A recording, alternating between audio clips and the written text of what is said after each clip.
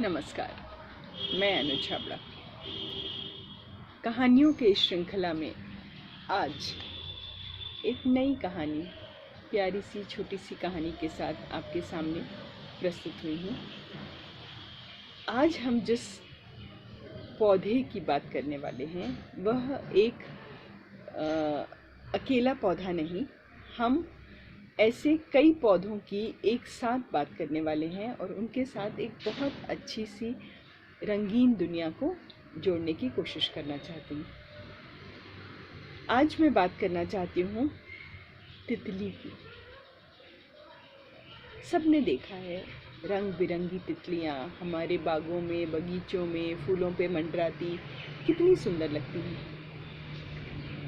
इन्हीं तितलियों की जीवन गाथा, किस तरह ये अपने अंडों से तितली होने तक का पूरा सफ़र तय करती हैं, उसके लिए इन्हें किस किस तरह से उन स्टेजेस, हम बोल सकते हैं स्टेजेस से गुज़रना पड़ता है। तो इसकी एक बहुत ही दिलचस्प दास्तां है, आपसे साझा करना चाहूँगी। हर तितली, एक बहुत मज़ेदार बात है, हर तितली का एक होस्ट प्लांट होता है। होस्ट प्लांट मतलब वह एक तितली उसी पौधे पे जाके अपने अंडे देना पसंद करती है। हर एक तितली, आप कह सकते हैं अगर एक तितली का होस्ट प्लांट करी पत्ता है तो वो उसी के पौधे पे जाके अपने अंडे देती है। कोई नींबू के पत्तों पे देना चाहती है। तो हर तितली ने अपना एक पौधा चुन के रखा है। उन पौधों पे जाके वो अपने अंडे देती हैं और उसी में उसके बच्चे आगे बढ़ते हैं। तो इसी से जुड़ी हुई एक कहानी सुनाना चाहूँगी। एक छोटा सा बच्चा था। उसने देखा एक बार एक तितली का बच्चा अपने कोकून, आप उसको जो तितली बनने से पहले अपने ऊपर एक आवरण सा बना लेती है, जिसे काट के, तोड़ के तितली बाहर आके अपने पंख फैलाती है। तो उस बच्चे ने देखा कि वो कोकून जिसमें से तितली निकलने की कोशिश कर रही है और उसे बड़ी मुश्किल हो रही है, वो निकल नहीं पा रही है। तो उस बच्चे को थोड़ा तरस आ जाता है कि कितनी तकलीफ है बेचारी तितली को। इतना नाजुक सी तितली और इतना इसका हार्ड कवर है, जिसकी वजह से वो बेचारी पूरी कोशिशों के बावजूद उसमें से निकल नहीं पा रही है। तो उस बच्चे ने क्या किया, उसे थोड़ी दया आ गई और उसने उस कोकून को थोड़ा सा तोड़ दिया, या आप कहें तो काट दिया, जिससे तितली को सुविधा हो कि वो कोकून से बाहर आ सके और इतनी रंग बिरंगी प्यारी दुनिया देख सके। तो जैसे ही उस बच्चे ने कोकून को थोड़ा सा तोड़ा और तितली को बाहर आने दिया, आते ही कुछ समय बाद, पहले तो तितली को देख के वो बहुत खुश हुआ कि कितनी सुंदर तितली है। पर जब काफ़ी समय तक वो तितली उड़ नहीं पाई तो वो बच्चे को बड़ा अफसोस हुआ कि क्यों नहीं उड़ पा रही है, बीमार है, कमज़ोर है, क्या हुआ, ये क्यों नहीं उड़ पा रही है। तो देखा कि कुछ देर बाद वह तितली मर गई। तो उस बच्चे को बड़ा दुख हुआ कि ऐसा क्या हो गया, क्या मैंने गलती कर दी, क्यों भगवान ने इतनी प्यारी सी चीज़ को इतनी जल्दी अपने पास बुला लिया। तो उसने जाके अपनी मम्मी को बोला कि मम्मी देखो ऐसे हो रहा था, मैंने उसकी हेल्प करी, निकालने की कोशिश की, तो वो बेचारी उड़ ही नहीं पाई और देखो अब मर गई है, मुझे इसके साथ खेलना था ना। तो उसकी माँ ने उसको इतने प्यार से तितली के पूरा जो लाइफ साइकिल है उसके बारे में उसको समझाया। तो मैं आपके साथ भी उसको बताना चाहूँगी कि तितली जो अपने अंडे किसी भी पौधे के ऊपर रखती है, तो वो अंडे छोटे छोटे कैटरपिलर्स में बदलते हैं और धीरे धीरे वो कैटरपिलर्स उसी पेड़ की पत्तियों को खाना शुरू करते हैं।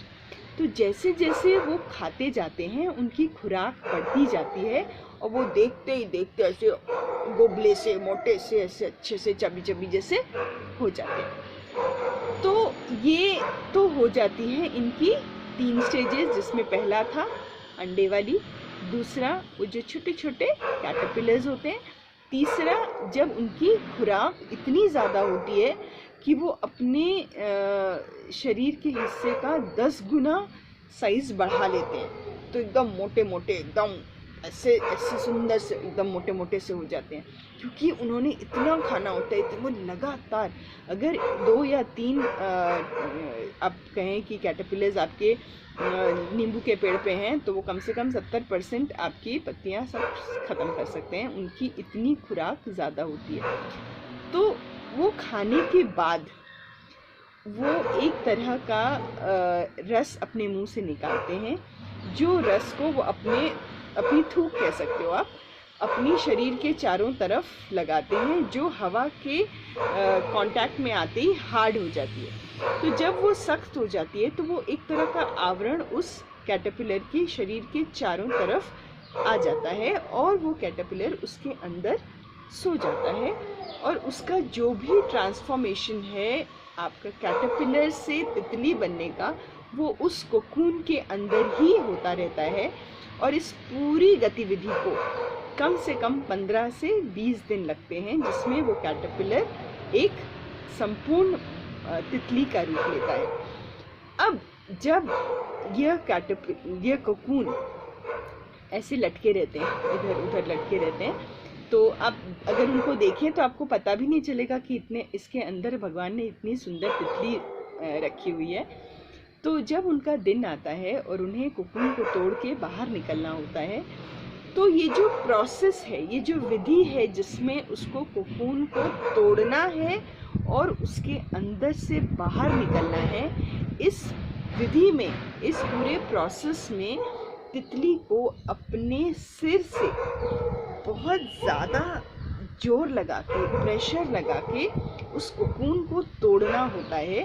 तो जब वो इस प्रेशर से, अपने सिर के प्रेशर से कोकून को तोड़ती है, तो उसके शरीर में एक अलग तरह का रसायन आप बोल सकते हैं, केमिकल बोल सकते हैं, जो रिलीज होता है, जो उसके पूरी बॉडी में फैल जाता है और उसके पंखों को ताकत देता है। तो अगर तितली अपने सिर के प्रेशर से उस कोकून को नहीं तोड़ेगी, तो वो केमिकल उसकी बॉडी में रिलीज नहीं होगा, उसके पंख ताकतवर नहीं बनेंगे और वो उड़ नहीं पाएगी। तो ईश्वर ने इसको इसी तरह से बनाया है कि जब भी किसी तितली को कोकून से बाहर निकलना है, खूबसूरत दुनिया में आना है, तो उसे कोकून को फुल प्रेशर के साथ अपने सिर से धकेलते हुए, कोकून को पीछे फेंकते हुए अपने आप को बाहर निकालना है। और जब वो बाहर आ जाती है, कुछ समय तक, आधा 1 घंटा कह लीजिए, वह उड़ नहीं पाती, क्योंकि इस पूरी गतिविधि में वो इतना थक जाती है और उसके पंख भी थोड़े गीले से होते हैं। तो उन पंखों को सूखने के लिए और उसने जो इतनी थकावट भरा काम किया है, उससे अपने आप को उबारने के लिए उसे आधे से 1 घंटे का टाइम लगता है। और उसके बाद यह तितली एक संपूर्ण तितली के रूप में हमारे सामने आती है, जो इधर से उधर बागों में और सब जगह मंडराती हुई हमें दिखाई देती है। तो उसके जीवन को सार्थक बनाने के लिए, उसे सजीव रखने के लिए, उसके जीवन का सबसे महत्वपूर्ण अंश है उसका कोकून से बाहर निकलना, जिसमें उसे हमारी सहायता की ज़रूरत नहीं। उस बच्चे ने दया खाकर उस पे सहायता की, तरस खाया और उस तितली को कोकून से बाहर निकालने में मदद की, जिसकी वजह से उसके पंख स्ट्रॉन्ग नहीं हो सके, ताकतवर नहीं हो सके और वो बेचारी तितली मर गई। तो कई बार इस तितली को देख के मुझे ऐसा लगता है और ऐसा होता है कि हम भी कभी परिस्थितियों से इतने विवश हो जाते हैं, परिस्थितियाँ इतनी हमें परेशान कर देती हैं, हमारे अनुकूल नहीं रहती हैं, तो हमें ऐसा लगता है कि बस ख़त्म हो गए, हम हताश हो जाते हैं। लेकिन हमें ये नहीं पता कि परिस्थितियाँ जितनी कठिन होंगी, जितनी परेशानियाँ आएंगी, हमें उन्हें तोड़कर पूरी अपनी ताकत लगाकर उन परिस्थितियों से अपने आप को तितली की तरह पूरे रंगों के साथ, पूरी खूबसूरती के साथ बाहर निकलना है। परेशानियों को पीछे छोड़ते हुए दुनिया को अपने सारे रंग, खूबसूरती सब कुछ दिखाना है। तो कभी भी परेशानियों से घबराएंगे नहीं, हम तितली की तरह अपने आप को स्ट्रॉन्ग बनाकर सारी परेशानियों से, सब चीज़ों से जूझते हुए अपनी सारी पोटेंशियल, सारी अपनी ताकत, सारी इच्छाएं, सारी अपनी ताकत को सब लगा के दुनिया के सामने अपने आप को सुंदर तरीके से, हृष्ट पुष्ट, हेल्दी तरीके से, खुश बनकर, कलरफुल बनकर दुनिया के सामने अपने आप को पेश करेंगे। यही पॉजिटिविटी है। घबराना नहीं है, आगे बढ़ना है, बढ़ते जाना है। परेशानियाँ जीवन का एक भाग है, अहम हिस्सा है, और उसका सामना करना वही हमारी सबसे बड़ी ताकत है। धन्यवाद मेरे साथ जुड़े रहने के लिए। देखते रहिए आगे और अच्छी सी कहानियाँ, पेड़ों से जुड़ी, हमारे वातावरण से जुड़ी, हमारी प्रकृति से जुड़ी, आप सबके सामने लाती रहूँगी और आपका मनोरंजन करती रहूँगी। धन्यवाद।